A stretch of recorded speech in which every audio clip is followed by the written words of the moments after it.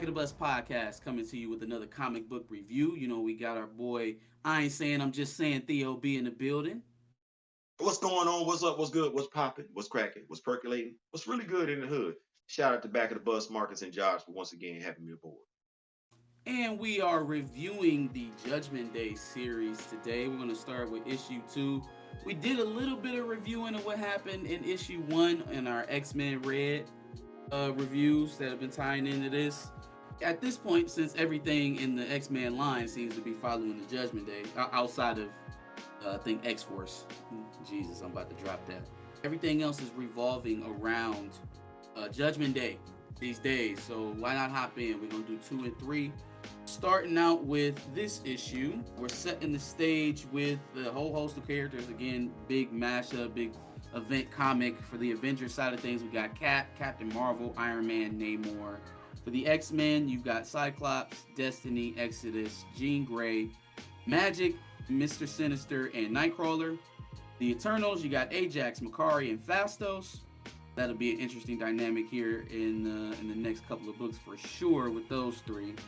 Of course, we got the Hex, that is the group of Eternals that is attacking the island right now of Krakoa, leading the assault there. And then you got the 6 civilians, the 6 human POVs that we're following in this book, which I think is one of the more interesting parts, because you get a peek into human life through some of these, these world-threatening events, Absolutely. Absolutely. Coming in at an early age, you know what I'm saying? You're not thinking that the Eternals come in different shapes and sizes other than human sizes, but this was something pleasantly different. Like, I think you were the one that told me that what they're doing with the Eternals is awesome. This is some of the best writing going on in Marvel and everything like that. If not you, definitely Chillmonger. I'm like, okay, I gotta go backtrack. Like, y'all gonna make me go. Kieron Gillen got a pen now. Kieron Gillen got a pen. So I'm like, okay, all right. I see what y'all got going on over there. These definitely ain't the Jack Kirby days of the Eternals at all. No. And then the thing about the POVs, the thing that we learn in the Avengers book, I can't think of what it's called right now. It's like Death to the Mutants or something like that. The like Eternals tie-in to this event. You learn that the Machine actually is the way that they repopulate or replenish their ranks is by taking a human life every time, right? And so you have no choice. Right, they have no. That's the way the Machine is coded. That's the way it runs. For them to be able to revive themselves, they have to obviously kill a human. Now it's interesting because you would think that the mutants would kind of have a hand up in that, because they'd be like, hey, well, at least our resurrection, we don't kill people. You know what I'm saying? Plus we got a whole, Nightcrawler got a whole religion over here keeping us from killing ourselves all willy-nilly anyways. Them Eternals will go run head first into a wall. You know what I mean? They reckless with it. So, but if you remember in the House and Powers days of X-Men, when they was explaining the island, Krakoa eating mutants. So yeah, while you may not be able to say that to the humans, you may be able to say to the humans, hey, our resurrection doesn't affect you. Similar problem happens with Krakoa when the mutants find out that the island is essentially feeding off of them. We got the plot, and I'm gonna compare plots. We got the plots, the plot from the Eternal movie.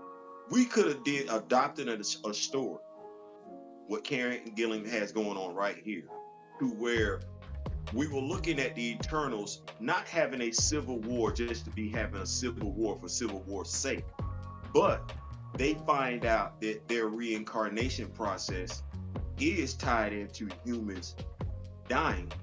That would have been an intriguing plot to see Eternals turn away from that way of life, other than what we got.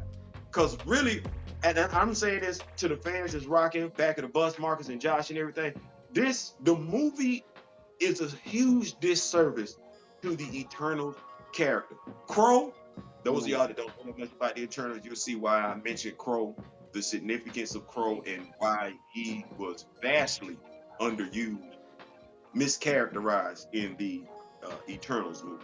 So at this point, they just got a message from Durig basically declaring war against the mutants. right? And so this is the fallout. This is what everybody's feeling about it. Tom is just brushing his teeth. He's not really too concerned. What does he say? He nods. Good for the Eternals. Someone had to do it. So he's one of those others are nasty kind of guys, right? He's one of those guys that's like, well, they were getting too big for me anyways. They're not human. Somebody had to take them out, you know? We got Katrina over here in Vancouver. She's a social justice warrior for sure, right? One of those people that tweets her feelings and thinks it's activism, but at least she's on the side of the mutants. My boy Arjun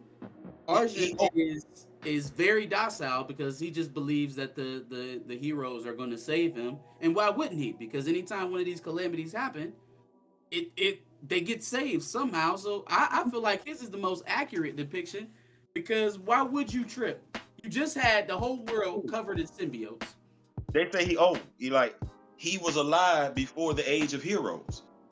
So he didn't seen it all, done it all. Yeah, you're right. Before the age of Marvels, he survived disasters, personal, national, and worldwide. Interesting. Yeah, been here, done that, gonna do it again, whatever. So we got Daniela in Sao Paulo, who just a few days ago thought it was everything to be a mutant. Free beaches, immortality. And now she's being reminded of the downfall. Who that sound like? Who that sound like? It was all good when we was rapping. Yeah. Not that type of review.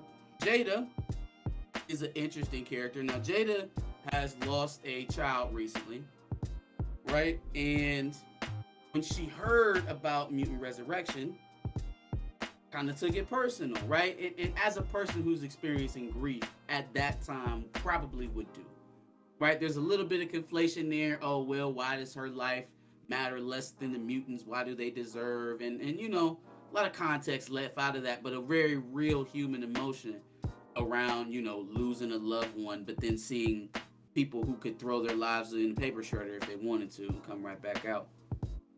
I tried explaining to someone the other day, if you haven't lost someone close to you, you don't know what that feeling is. Right. You don't know what you would do, what you would contemplate doing to bring that person back. They always had these memes on social media. You know, if you could see one person from heaven, who would it be? Or if you could say one last thing to your parent that just passed. There's a reason why those memes are out there. You have people that are still missing their loved ones. And, you know, if someone was presented with the opportunity to reunite with a lost loved one, whether it's on one side or the other, who's to say who wouldn't take that opportunity? And the last one is Kenta. His parents are nagging to him about chores and homework while the world is ending. Typical parents.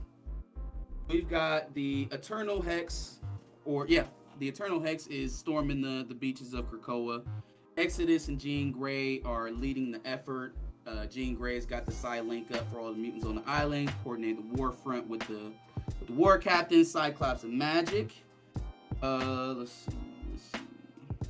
Can we say just how massive this Eternal is? Yeah, and it's what, 6 of them, 5 of them? Man, it's 6 of them. It's 6 of them. Like, we talking, just for those of y'all that want to know, we talking Titan size. Yeah. Yeah.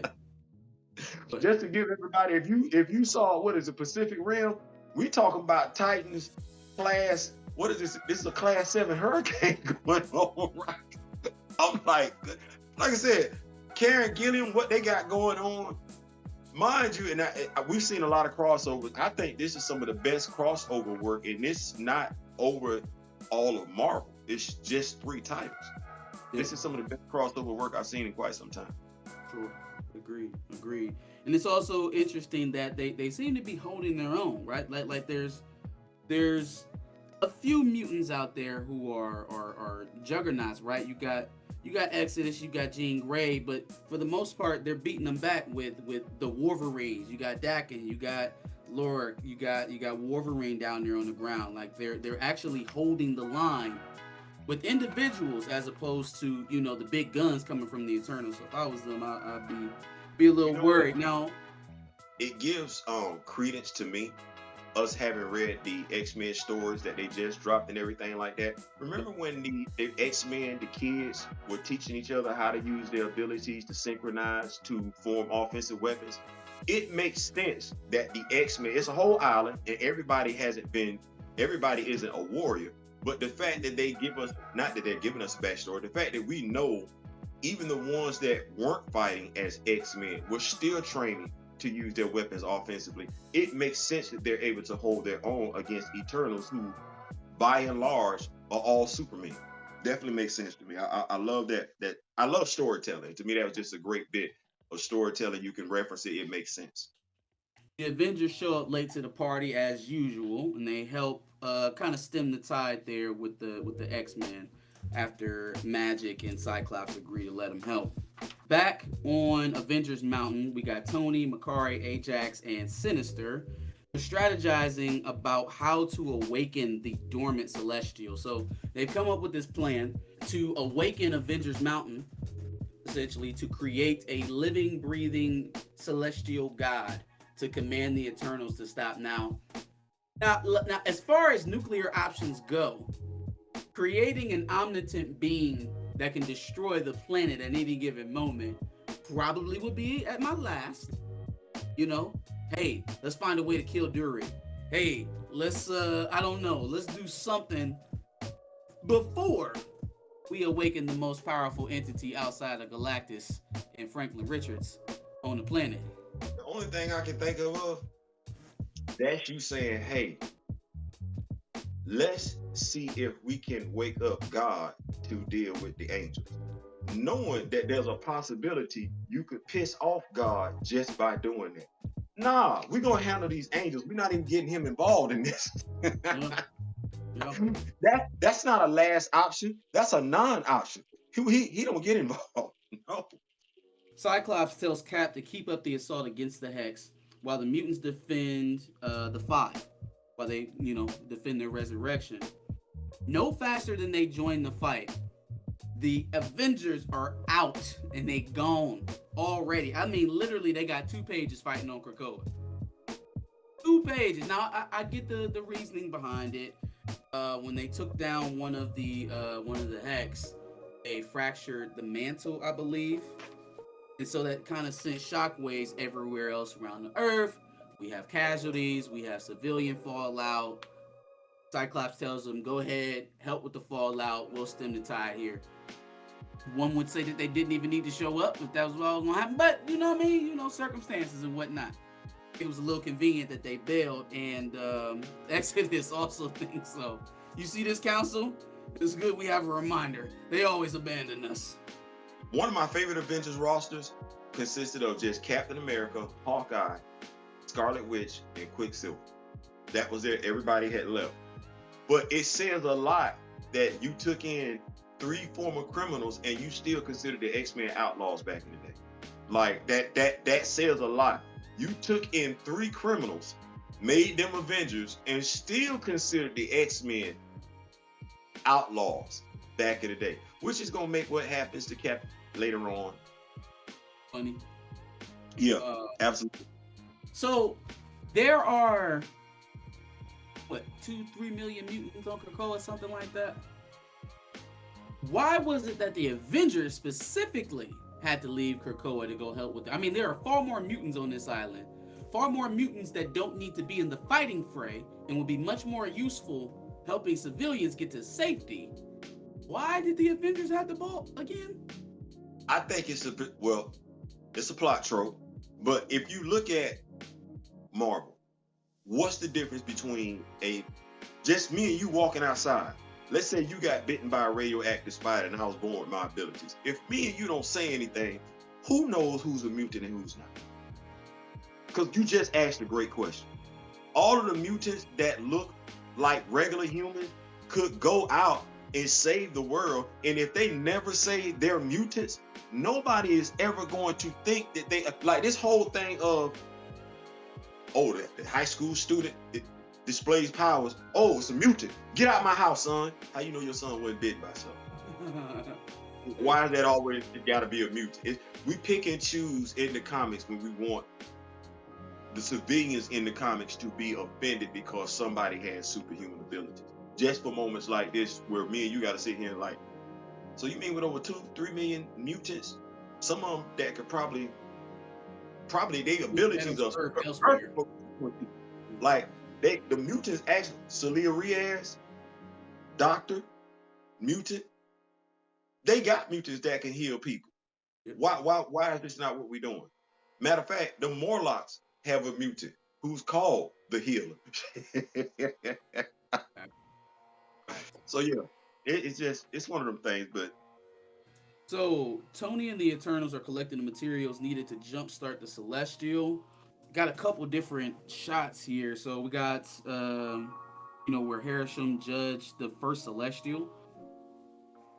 Crashed here, arms spread wide. Where is that set? In London, it looks like. A couple different spots around the world, different pieces. Odin's destroyer. Took some pieces from that.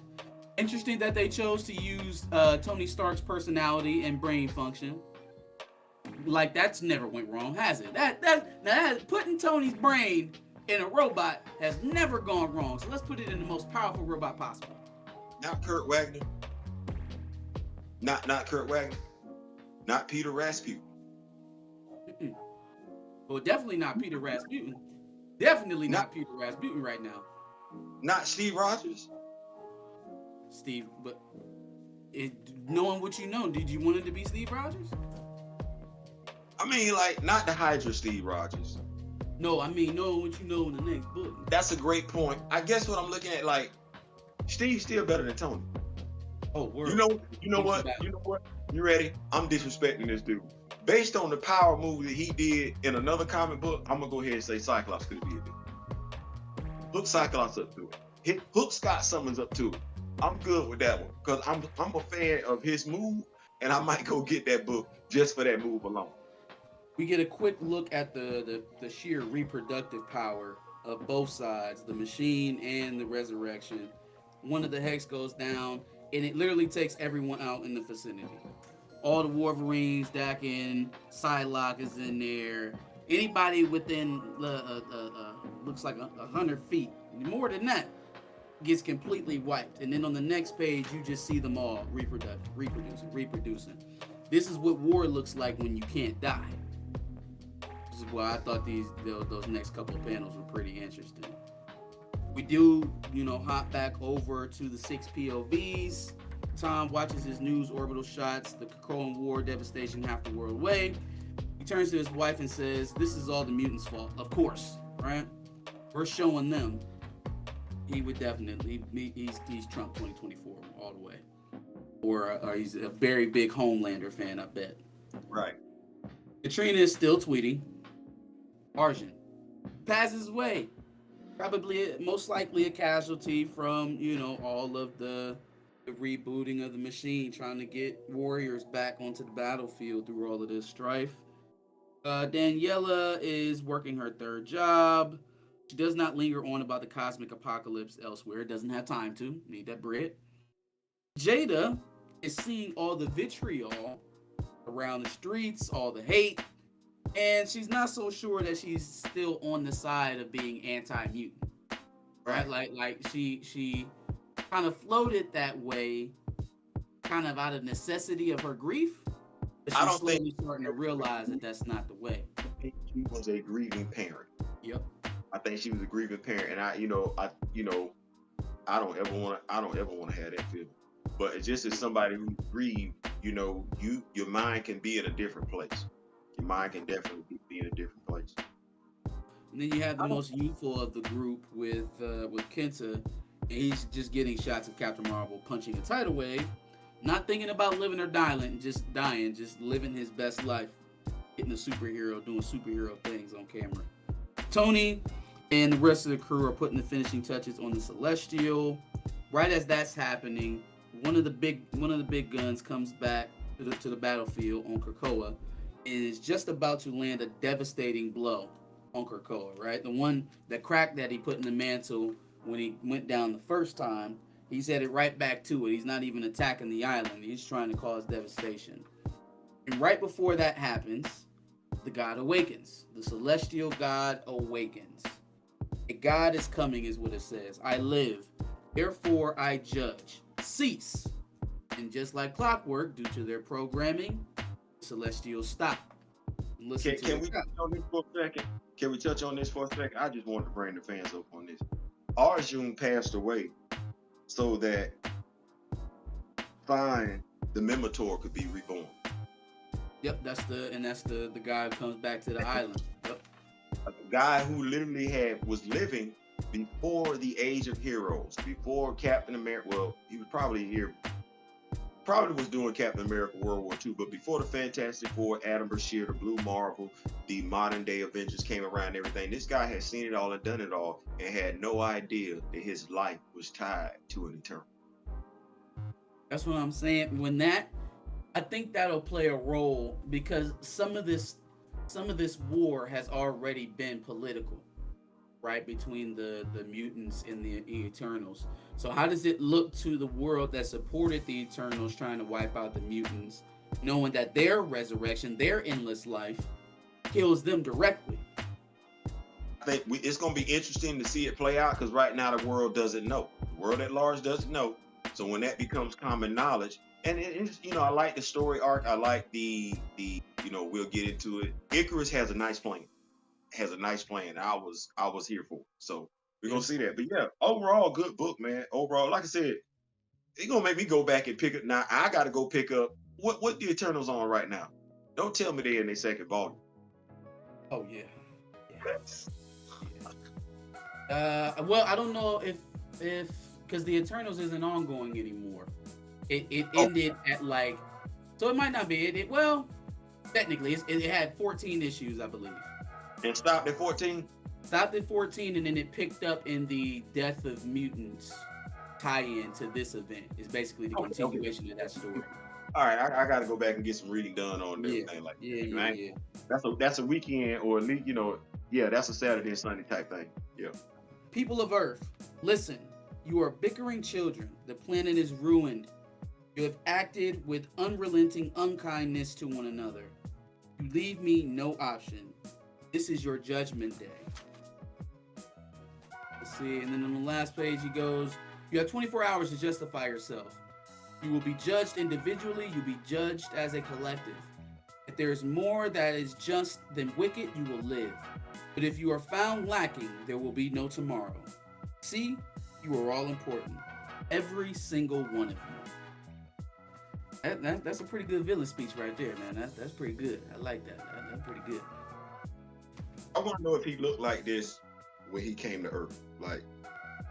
Oh no, absolutely not. He's souped up. He got a lot of stuff going on right now to make him go. He looks like he's part Krakoan tech, part Groot. You know what I mean? He looks like a lot of things right now. I don't know. I'm like you. Who thought this was a good idea? You know what this reminds me of? Godzilla. Who thought it was a good idea to wake up Monster Zero? It literally, his name is Monster Zero. I never understood why they woke him up. I'm like, I can see you waking up everybody else. Why him?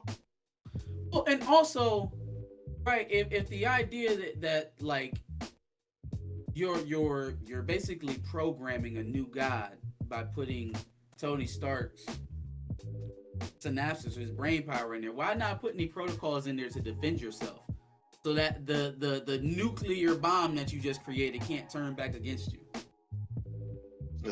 We had so many questions. Whoopsie. Any closing thoughts there on Acts number 2? I love the writing. I love the fact that the stakes have escalated. We actually saw how the stakes play out. We still don't understand why they chose Tony Stark. I think that's going to be the big question. Out of everybody, you could have used a pattern. If anybody has shown a pattern of not blending well with AI, the one person that you, probably the two person, because Sinister is a no as well. But anybody else, Fastos, Ajax, somebody. You know what? Fastos actually would have made a excellent person to pattern himself out. Because I'm sitting up here like, you mean to tell me the dude who has a comic book storyline so poignant they put it in the movie demon in the bottle. That's what we now. Mind you, some of these cats was around when Tony Stark was going through these problems. Yeah. Cap was around. We not gonna act like that. Why y'all doing this? And matter of fact, Tony know who he is. Tony still rehabbing. Tony is a drunk. Tony don't drink because he know he can't. Yeah. But this is what we do. Okay, never mind. Look, they like it. I love it. Make sure you like, share, and subscribe. Give us your thoughts on this issue of the Avengers, X-Men, and Eternals Judgment Day event. Come back next week for another review. Come on back. Come on back. We doing big things over here. Come on back.